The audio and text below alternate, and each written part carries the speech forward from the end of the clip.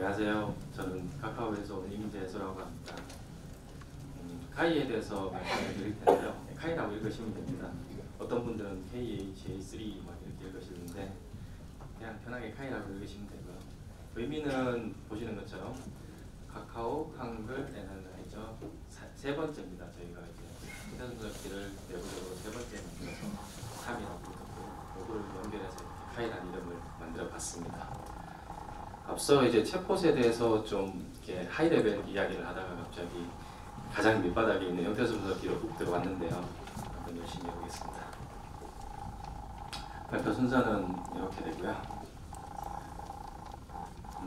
형태소 분석기에 대해서 먼저 한번 말씀을 드려보겠습니다. 형태소에 대한 정의인데요. 위키피디아에서 가져왔습니다. 여기 제가 줄 그어놓은 더 분석하면 뜻이 없어지는 말의 단위. 이게 이제 아마 여러분들 고등학교 때 배우셨던 내용인 겁니다. 그러니까 더 이상 쪼개할 수 없는 가장 작은 단위이죠. 그럼 어절이란 뭘까요?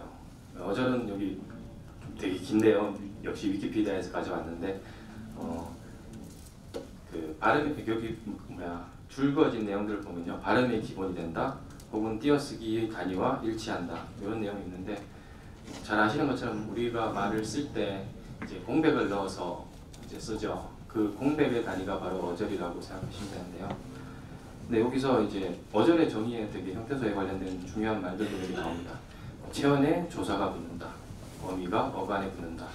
이게 이제 한국어에서 중요한 특징이죠. 이제 한국어는 교차어라고 하는데요. 이런 의미를 갖는 형태소가 이제 뭉쳐져서 하나의 어절을 이루는 이런 형태가 있습니다. 그럼 왜 형태소 분석을 해야 할까요? 일단 영어를 한번 볼게요. 영어는 이렇게 이런 원문이 있는데, 이런 원문에 대해서 보통 분석을 시작할 때 토크나이징이라는 과정을 거칩니다. 그 워드 단위로 나눠주죠. 쉽게 말해서 이렇게 단어 공백 단위로 나눠진 걸 그대로 쓸 수는 없고요. 이렇게 UR의 이제 축약된 형태, 그 다음에 이런 기호들, 이런 것들을 기본적으로 분리를 해주는데요. 굉장히 간단한 작업입니다. 보통 영어에서는. 저도 한번 만들어봤지만 간단한 룰 같은 걸 써서 프로그램을 만들어도 금방 만들 수 있는데요. 그럼 한국어는 볼까요? 제가 좀 과도하게 뭉쳐진 어절을 만들어봤지만, 보시는 것처럼 이렇게 공백 단위, 어절 단위로 이제 토큰을 처리한다고 했을 때 기호는 떼줄 수 있겠지만 어떤가요? 이 단위로 이제 최소 단위로 보고 보캐블러리를 만든다든가 언어 처리를 하기 시작하면 조금 이런 변형된 형태가 많이 나타나기 때문에 쉽지가 않겠죠. 이렇게 조사가 붙은 형태들이 같이 포함돼서 어절을 가지고 토큰을 생성을 한다면. 그래서 이제 보통 이제 한국어를 처리할 때 가장 밑단에 형태소 분석기를 사용하게 됩니다. 여기 보시는 것처럼 형태소 단위들이 이렇게 나눠져 있고요.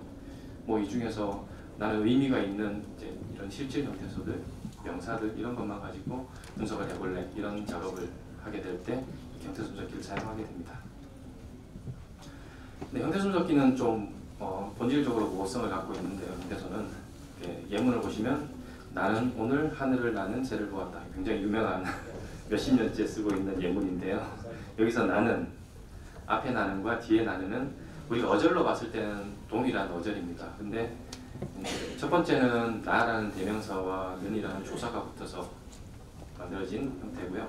두 번째 나는은 날다라는 동사에 는이라는 관형형 어미가 붙어서 나타난 형태입니다. 엄밀히 말하자면 형태소 분석과 품사부착이라는 과정은 다른 과정인데요. 형태소 분석은 아까 보셨듯이 어절 내에서 가능한 모든 이제 분석 후보들을 내주는 걸 형태소 분석이라고 하고요. 품사부착은 그런 모호한 어떤 분석들 사이에서 문장 내에서 정의되는 어떤 의미가 있을 겁니다. 그 의미대로 이제 품사를 결정해주는 그런 과정을 품사부착이라고 하는데요.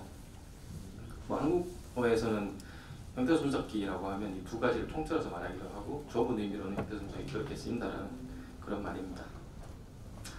한국 형태소 분석기가 제 생각에는 한중일령 네 가지 언어로 봤을 때는 좀 가장 어려운 부분이 아닐까 생각하는데, 이런 그 중에서 이런 좀 네 가지 어려운 점들을 좀 나열해 봤습니다. 첫 번째가 이제 한국어 분석기는 두 가지 중의성이라는 게 있는데요. 세그멘테이션 중의성과 품사 중의성이라는 말인데요. 요거는 이제 세그멘테이션 중의성은 중국어도 그렇고 일본어도 그렇고 띄어쓰기가 없는 이 언어들은 본질적으로 갖고 있고요. 우리말처럼 어절 안에서 형태수를 분리해야 되는 이런 그 형태의 언어들이 갖고 있는 문제입니다. 그리고 품사 중의성은 아까 보셨던 것처럼 는이라는 게 조사냐, 관형영어이냐 이런 품사를 결정해주는 그런 문제가 있고요. 두 번째는 우리말에 있는 띄어쓰기라는 개념이 영어는 보통 띄어쓰기 실수를 거의 안 합니다. 근데 한국어 같은 경우에는 띄어쓰기 실수를 굉장히 빈번하게 일으키는데요. 그러면 이거를 뭐 실수가 많으니까 띄어쓰기 다 버리고 다 붙여서 분석을 해야 되냐? 그렇진 않아요. 주는 정보를 잃어버리고 쓸 수는 없으니까. 그래서 뭐 완전히 믿기도 뭐 아주 안 믿기도 그렇게 곤란한 상황입니다. 그리고 이제 한국어에 좀 가장 어려운 부분 중에 하나가 원형복원 이슈가 있습니다. 여기 보시는 것처럼 쉬워랑 비워 이 두 어절이 있을 때 앞에 거는 쉽다라는 형용사죠. 비읍 불규칙이 일어나서 어가 붙으면서 워로 바뀐 형태고요. 그러면 꼭 그런 현상이 있느냐? 그건 아니죠. 비워라는 형태에서 우와 어가 축약이 돼서 비워라고 됐어요. 근데 이 부분들을 구분해내야 되고 이렇게 원형 이렇게 용언의 원형들을 복원해내야 되는 그런 이슈가 있습니다. 그리고 이제 복합명사를 분해해야 되는 이슈도 있는데요. 한국어에서는 이런 복합명사들이 조합될 때 붙여서도 괜찮고 띄어서도 괜찮다고 맞춤법이 돼 있어요. 사람들도 뭐 마음대로 씁니다. 그러면 여기 보시는 것처럼 대학생 선교회라는 게 있는데 우리 사람이 볼 때는 대학생 선교회가 맞는 것 같지만 분석기는 대학 생선 교회 이렇게 분석할 경우도 있어요. 네. 그러면 이제 기존에는 어떻게 해왔나 말씀을 좀 드려보겠습니다. 가장 먼저 이제 접근하는 방법이 규칙에 기반한 방법인데요. 여러분들이 생각하시면 뭐 나는이라는 어절이 있을 때 보조사 는은 받침이 없는 체형과 결합한다 이런 규칙을 가지고서 나라는 대명사의 는이라는 조사는 결합할 수 있어 이런 규칙들을 이제 뭐 사전이라든지 혹은 뭐 프로그램의 하드 코딩이라든지 이런 식으로 접근을 하기도 하고요. 만약에 나은이라고 했을 때 볼게요. 나라는 대명사와 은이라는 조사가 있으니까 이 둘은 대명사와 조사는 또 결합할 수 있잖아요. 가능한가? 아니죠. 는과 은이라는 보조사들은 앞에 나오는 체언의 받침이 있느냐 없느냐에 따라서 결합 여부가 결정이 됩니다. 그래서 나은이라는 이런 결합은 사실 규칙에 의하면 결합을 하면 안 되죠. 이런 건 배제하는 거죠. 규칙 기반으로는 이렇게 결정적으로 어떤 규칙에 의해서 배제하거나 결합하거나 하는 것을 이제 프로그램에 의해서 혹은 사전에 의해서 기술된 걸 가지고 분석하는 방법이고요. 주로 통계 기반 방법들을 주로 많이 씁니다. 데이터 기반이라고도 하죠. 이제 처음에 가장 많이 썼던 방법이 HMM이라는 방법이고요. 이 알고리즘에 대해서 자세히 설명드리기는 그렇고 기본적인 컨셉은 이래요. 그러니까 보다 나은 미래 이렇게 있을 때 이들의 이제 그 가능한 어떤 분석 방법들이 여러 가지가 있어서 이 점선에 따라가는 길들이 전부 다 이제 조합이 되는 길들이 어떻게 보면 가능한 모든 이제 분석 방법일 텐데요. 그 중에서 제가 실선으로 그어놓은 요 형태가 아마 이 분석의 바른 형태일 겁니다. 요 형태가 바로 확률을 가장 높게 하는 길이고요. 그 길을 이제 비터비 알고리즘이라는 알고리즘을 써서 이렇게 찾아내는 그런 방법을 처음에 많이 썼고요. 여기서 조금 더 나아가서 여기 보시면 조사, 은 조사 아까 제가 예를 들었던 나은에서 은이라는 조사가 받침이 있는 체형과 결합할 수 있느냐 없느냐 이런 이제 규칙을 기존에는 썼었는데 지금은 이런 걸 자질로 표현을 해요. 그러니까 앞에 나오는 체언에 받침이 있었느냐 없었느냐라는 것을 자질로 이제 활용을 하고 그렇다면 그 자질이 이런 조사라는 태그를 결정하기 위해서 뭐 긍정적으로 영향을 미치냐 부정적으로 영향을 미치냐 이런 알고리즘들을 적용해서 한 게 CRF라는 알고리즘이고요. 이때의 장점은 제가 생각하기에 어떤 우리가 언어학적으로 사람이 이제 직관적으로 넣을 수 있는 자질들 그런 자질들을 이제 같이 이제 합쳐서 그 경로를 찾아내기 때문에 보다 정확하고 사람들이 또 핸들링하기도 좀 더 용이한 그런 형태로 나옵니다. HMM보다는 피처를 많이 쓰기 때문에 자질을 많이 쓰기 때문에 훨씬 더 성능이 좋죠. 저희 카이도 이제 데이터 기반한 방법인데요. 이제 데이터에 대한 얘기를 좀 해볼까 합니다. 세종 코퍼스 아시는 분들은 아실 텐데요. 왜 세종 코퍼스를 썼나 하면요, 명실상부하게 가장 큰 코퍼스입니다. 1000만 호절 이상 구축돼 있고요. 97년부터 2007년까지 10년간 구축을 한 코퍼스입니다. 그리고 논문도 가장 많이 발표됐고 많은 오픈소스 프로젝트들도 세종 코퍼스를 사용하고 있습니다. 그리고 사실상 세종 코퍼스가 그렇게 많이 널리 사용되다 보니까 거기에 사용된 품사 집합, 형태소를 어떻게 나눠야 되는가는 지침 이런 것들이 이제 표준으로 자리 잡혀 있죠. 근데 세종 코퍼스가 양이 큰 만큼 오류도 그만큼 많이 가지고 있어요. 그래서 데이터에 기반한 방법을 쓰려면 오류가 좀 최소화된 데이터를 써야 되잖아요. 가비지가 들어가면 가비지가 나온다 이런 말이 있잖아요. 그런 것처럼 이제 이거를 이제 세종 코퍼스를 이용해 연구할 텐데 사람들이 연구자들마다 이 오류들을 수정합니다. 그런데 이것들이 이제 각자 세종 코퍼스의 어떤 변형된 형태들이 있는 거죠. 그런 식으로 있는데 이 코퍼스 각자 수정하는 코퍼스들이 또 어떻게 보면 공개가 불가능한 상황이에요. 그 이유는 좀 뒤에 말씀드릴 텐데 저희도 이제 문종 프로젝트라고요. 문종이 세종 다음에 즉위한 왕입니다. 좀 단명했다는 게 좀 가슴이 아프지만 예, 카이도 이제 문종 프로젝트라고 해서 이 세종 코퍼스를 수정하는 작업을 했었고요. 한 127만 건 정도 디프라는 말 좀 생소하실지도 모르겠는데 패치라는 말인데 패치가 한 127만 건 정도 나옵니다. 그러니까 원본과 다른 어절이 127만 개가 있다는 얘기죠. 그만큼 많은 작업을 했고 아직도 많이 있습니다. 그리고 저희가 이제 이 부분을 공개하기 위해서 좀 논문도 쓰고 제안도 드렸는데 사실상 이제 어렵게 됐는데요. 그 이유가 이 원문이 뉴스나 어떤 문학 작품, 책 이런 데서 가져온 거기 때문에 그 어노테이션한 태그 정보들과는 별개로 그 원문 자체에 저작권이 있거든요. 그래서 그 저작권 있는 원문에 원저자가 또 있고 그 원저자들이 거의 저작권을 해칠 수가 없기 때문에 국립국어원에서는 재배포를 엄격하게 제한하고 있고요. 저희도 법률적으로 확인을 해봤는데 할 수 없다라고 해서 사실 이 부분 데이터 공개에 대한 문의들을 많이 해주시는데 힘들 것 같습니다. 그렇지만 이제 그 수정하는 과정에서 좀 자동으로 적용했던 스크립트들이라든가 패치 알맹이는 없지만 패치를 생성하고 코퍼스를 복원해내고 하는 그런 패치 스크립트들은 공개되어 있고요. 깃허브에 가셔가지고 이제 문종 프로젝트라고 보시면 그 내용들을 좀 자세하게 하실 수 있습니다. 그러면 이제 저희가 어떻게 딥러닝을 써서 문제를 정의하고 풀었는지에 대한 얘기를 드리겠습니다.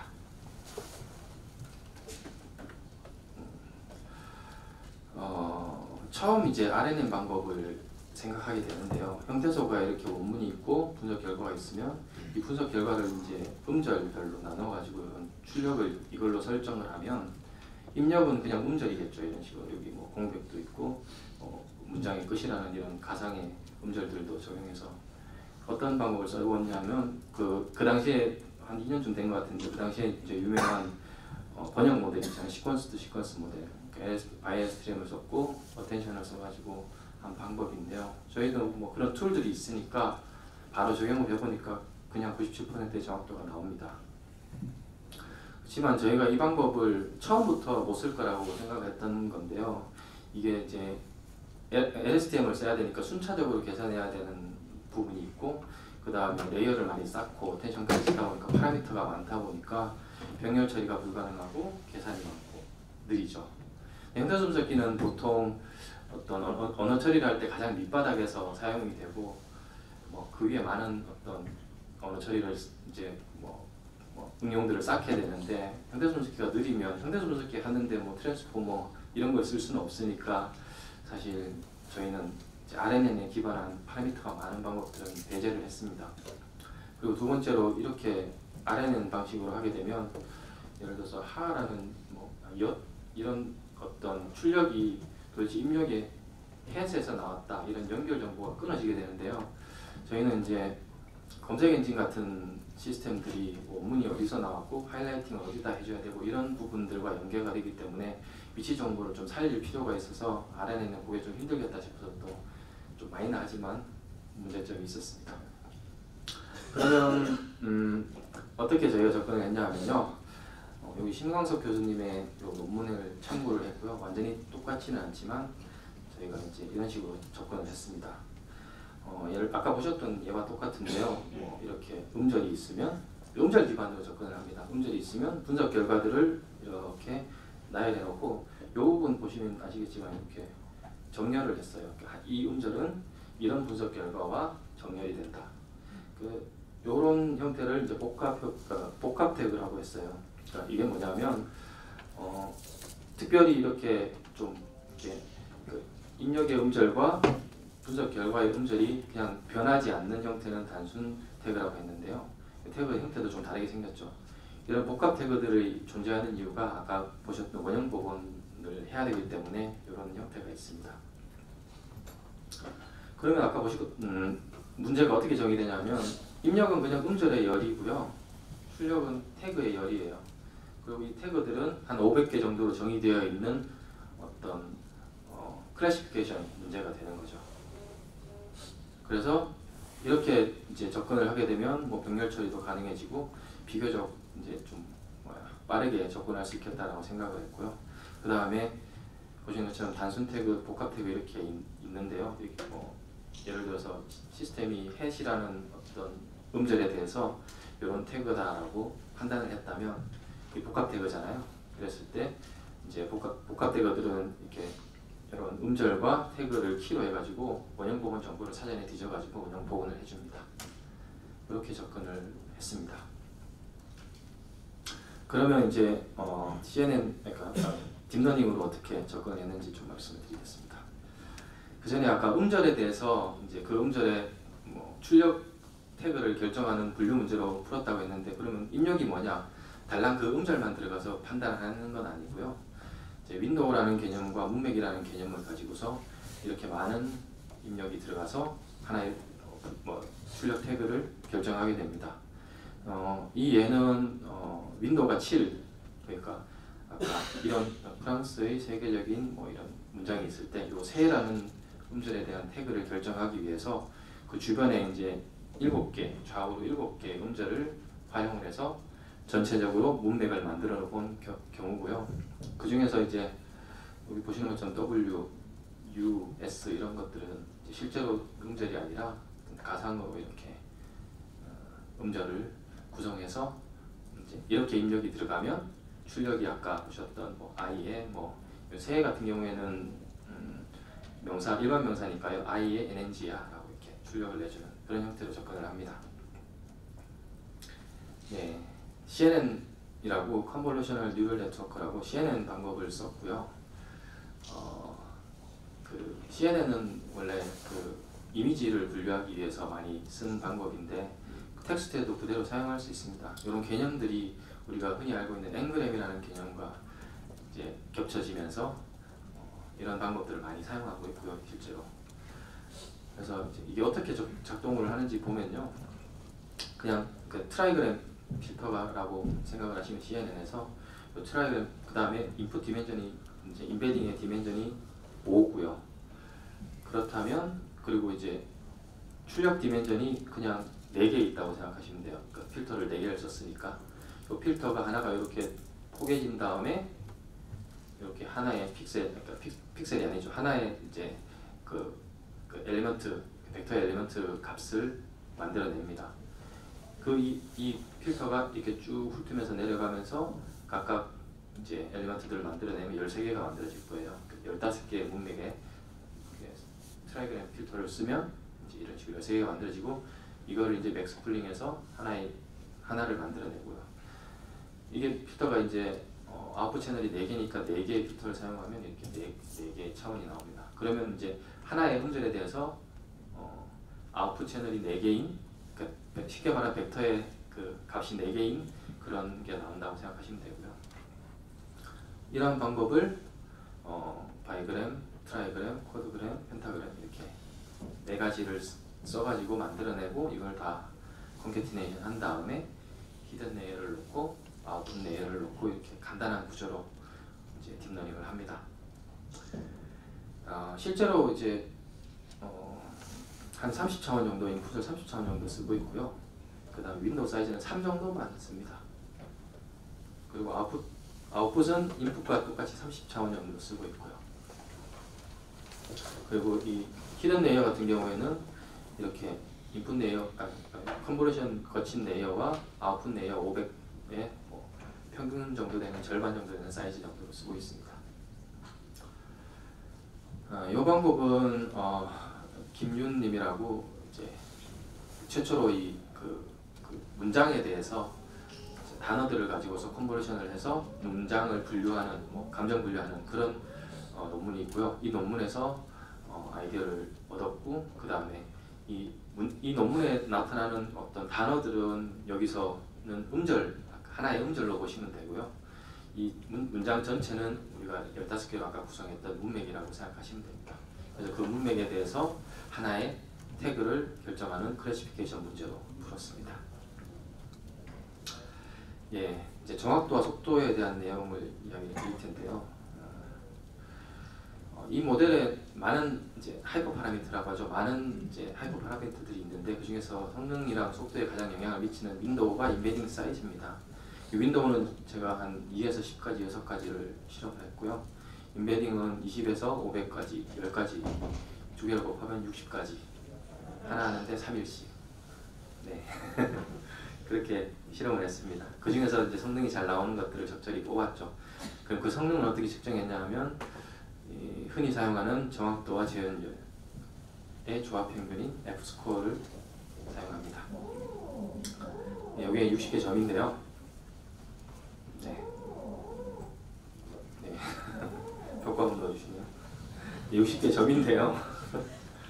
네. 그래프를 보시면 이쪽 축이 이제 윈도우 사이즈예요. 윈도우 사이즈를 2에서 3, 4로 늘릴 때 성능이 올라가다가 더 늘리면 오히려 떨어집니다. 이렇게. 거의 비슷한 현상이 일어나고 있고요. 그럼 윈도우는 3이나 4 정도 쓰는 게 좋다는 얘기고요. 그 다음에 이게 인베딩 사이즈인데요. 0에서부터 500까지 올리는 과정에서 올리면 올릴수록 성능이 좋아집니다. 근데 한 150 정도 가면 더디게 올라가죠. 그런 특징이 있습니다. 그래서 저희가 이제 이 60개 중에서 도대체 어떤 걸 취해야 되느냐, 그래서 두 가지 모델을 취했어요. 베이스 모델과 라지 모델. 베이스 모델은 윈도우 3이고 인베딩이 30. 그래서 이게 어떻게 선택했냐면 한 95% 이상의 F-스코어를 가지는 값들 중에서 가장 작은 모델, 아마 제일 빠르겠죠. 라지 모델은 어떻게 선택했냐면 한 97% 이상 정도는 그래도 나오는 모델 중에서 그래도 작은 모델 이렇게 해서 선택한 게 베이스 모델과 라지 모델입니다. 그래서 이제 이 두 모델을 이제 속도를 실제로 측정을 해보면 어떻게 되냐면요. 이렇게 1만 문장 정도 분석을 해보면 베이스 모델은 한 10초 정도 걸릴 때 라지 모델은 한 거의 80초 정도 걸려요. 그러니까 이 모델이 한 얼핏 봤을 때 한 5배 정도 커진 것 같지만 사실 선형적으로 늘어나는 게 아니라 8배 커졌잖아요. 인베딩 사이즈나 이런 파이브 파라미터를 늘리면, 인베딩을 늘리면 뭐 히든도 같이 따라서 늘어나고 컨버전도 늘어나고 이래가지고 계산량이 리니어하게 증가하지는 않습니다. 사용자 사전 기능이 있어요. 이게 카이에서 이제 이런 그 CNN 딥러닝만 가지고서 판단을 하고 끝나는 게 아니라 얘는 분명히 실수를 하고 5분석을 낼 거잖아요. 그래서 이거를 이제 사용자들이 핸들링할 수 있는 사전이 두 가지가 존재를 합니다. 그 첫 번째가 기분석 사전이에요. 기분석 사전의 특징은 어떤 단일한 어절에 대해서 CNN 모델을 적용해서 판단하기 전에 알려주는 거예요. 그러면 이거는 이미 정답을 알고 있으니까 CNN 모델도 타지를 않아요. 그렇기 때문에 속도도 빨라지고요. 근데 단점은 단일 어절에 대해서만 적용할 수 있다는 단점이 있고요. 여기에 대한 자세한 작성 방법과 내용에 대해서는 또 깃허브에 가시면 위키 문서가 있습니다.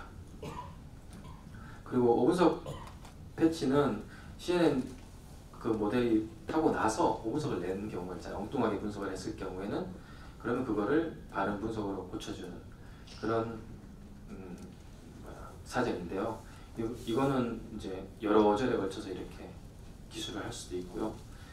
그 대신에 CNN 모델에 적용한 후에 어떤 특정 5분석 열에 대해서 정분석으로 바꿔주는 형태니까 속도에는 거의 영향이 없습니다. 이거를 쓴다고 해서 속도가 빨라지진 않고요. 오히려 미세하게 느려지긴 하겠죠. 그런 특징이 있고 여기도 마찬가지로 깃허브에 가시면 제가 위키로 문서를 작성해 놨으니까 참고하시면 됩니다. 저는 이걸 어떻게 사용하는지랑 좀 참여해 주셨으면 부탁의 말씀도 좀 드려볼게요. 설치 방법이 조금 복잡해요. 예, 요구사항도 좀 있고, 근데 뭐 거기에 대한 자세한 내용은 위키를 보시면 되고요. 환경이 잘 갖춰져 있다고 생각할 때 파이썬에다가 모듈을 설치하는 과정이 딱 이렇게 진행을 하시면 돼요. 깃허브에서 다운받고 빌드하고 파이썬 인스톨하고 이런 식으로 하시면 됩니다. 코드 가장 간단하게 보시면요, 이렇게 쓰시면 됩니다. 카이라는 모듈에 카이 API라는 객체를 읽어드리고요. 객체 하나 생성하면 사전을 바로 읽어드립니다. 그 다음에 Analyze라는 메소드에다가 텍스트로 입력을 주시면 이제 워드의 리스트가 나오는데요. 그걸 순회하면서 찍어본 건데요. 워드도 사실은 어떤 특정 자료 구조니까요. 이 안에 이제 아까 말했던 어절이 바로 워드고요. 그 안에 형태소도가 다시 이제 한 워드마다 형태소들이 리스트로 붙어 있는데, 그런 것들을 순회하시면 이렇게 결과들을 활용하실 수가 있습니다. 슬랙을 만들었어요. 고용합니다. 저는 이제 깃허브에서 이렇게 이슈로 이렇게 요청을 주시는데, 그것보다는 좀 부끄러워하시는 분도 계신 것 같아서 슬랙을 만들어서 좀 활용을 하시면 좋겠다라고 해서 만들었는데, 뭐 별로 사용은 안 하시는 것 같은데 혹시 관심 있으시면 오셔도 좋고요. 제가 목적은 사실 디벨롭이라는 채널을 만들어서 같이 개발을 참여하실 분들과 좀 얘기를 나눌 목적으로 만들었는데요. 한 분도 같이 안 해주시고 있는데 예, 좀 같이 해주셨으면 좋겠습니다. 네, 감사합니다.